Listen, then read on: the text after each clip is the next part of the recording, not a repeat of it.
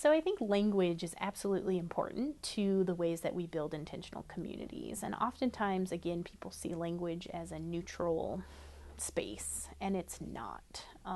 One of the really valuable things that I bring into my women's studies classroom, for instance, is thinking about the gendered nature of the English language and even Spanish or other languages that don't have gender neutral pronouns, for instance, that don't have a word that represents anything outside of the binary between male and female or men and women. And the struggles for people who then don't have the language to define themselves in their native tongue.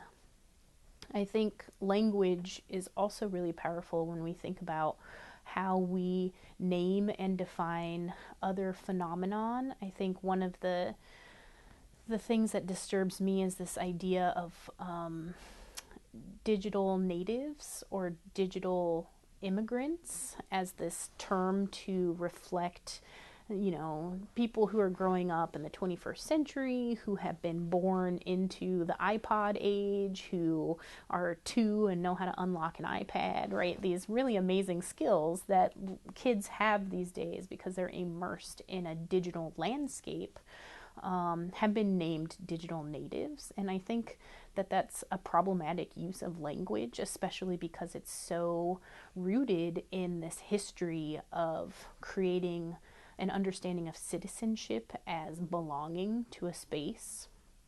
And I think if we look at the history of the United States, it's very clear that citizenship has always been a protected category that few people had access to at the beginning. That the notion of citizenship has obviously expanded over the course of our nation's history, but we still live in a context in which even those of us who are citizens are perpetual outsiders, right? So if we look at Mexican American or Latinos in the United States, or Asian American people, I would say, we're constantly asked, where are you from, right? We can be 5 or 6 generations in this nation, and people will say, but where are you from, right? And the from, I think, is really interesting. I think that becomes a very important code for those of us who are asked that question a lot, when we don't present ourselves as looking like we're from here. So language can obviously become that very powerful tool of liberation in the form of storytelling, or oppression in the form of how language can be very narrow in who gets to be a part of it. I think the job of feminist academics has always been to challenge that narrative, to challenge how we understand terms and who gets to define those terms, and on whose backs are we building those definitions of those terms. And I think, thinking about language in that way can become very powerful, because you recognize that it's not this neutral thing, that words matter, that words hurt, that they have a legacy of historical trauma associated with them, or pain, or oppression. And so how do we build a world in which we can actively confront the way language might be used in a hurtful way, but also protect the freedom of speech, right? Which is another value that our nation is built upon. I think language is also really important for identity. As a Mexican American, when people find out where I'm from, the second question people typically ask is, do you speak Spanish? And that question might seem innocuous for people who ask it, often white people. But I find it to be a very offensive question because of the legacy and history of the way that Spanish has been criminalized in this nation's past, and because it's a site of pain for a lot of Latinos who are not native Spanish speakers. So I grew up in Albuquerque, New Mexico, around Spanish speakers. My mother is the youngest daughter of she has 3 older sisters and 2 younger brothers, so the youngest daughter of her family. When she was growing up, she didn't need to speak Spanish because her sisters spoke Spanish to her, or English to her, I'm sorry. And so my grandmother only speaks Spanish primarily, but I have an academic knowledge of Spanish. I can converse with her, but I don't have a fluency of this language. And so when people ask me, can you speak Spanish? It feels very much about that language will create a sense of authenticity. Like you will pass some kind of test if you have access to that language. Whereas we don't really ask that same question of other groups in this nation, right? And so for me, language becomes a very personal aspect of my identity that I constantly grapple with, that I feel upset that I don't have access to, that I feel jealous of other people who are not Latinos who speak better Spanish than I do.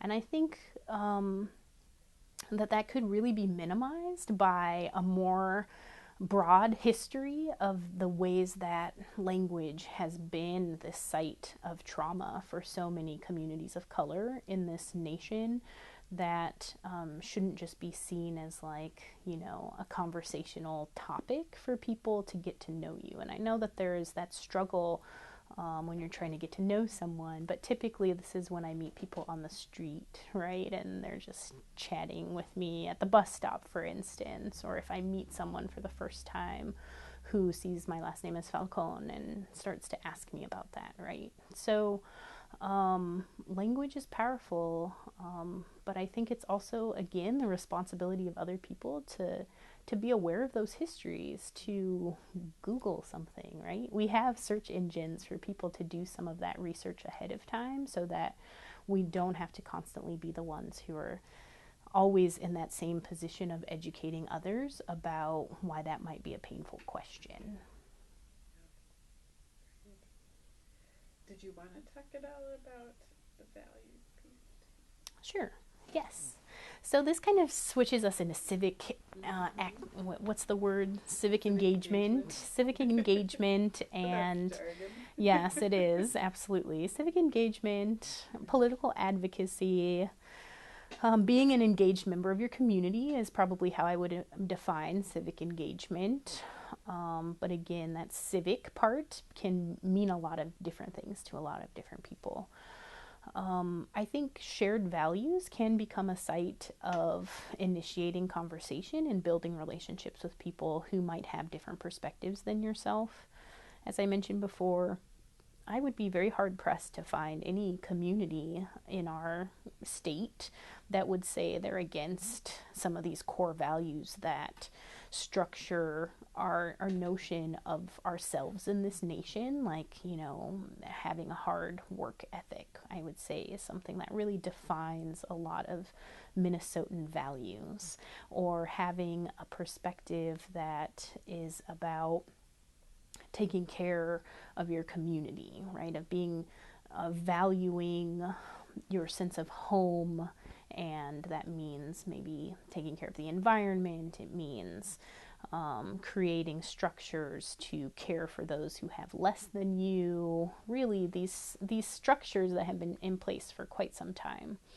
And I think that those values can become that entry point where people might be able to share some commonality with people who might have other differences with them.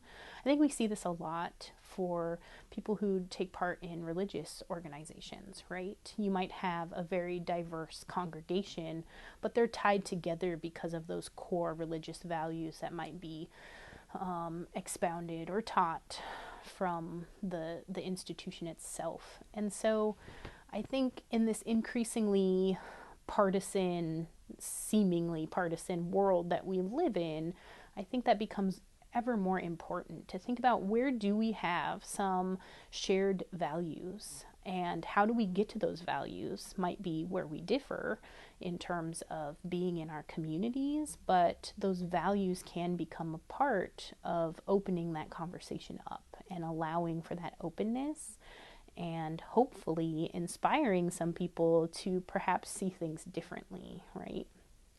Oftentimes, you know, we hear so much about how we live in a more partisan world than we ever have, or more partisan nation, and Other people, there's all kinds of people who say, well, it's not quite true. It maybe is true.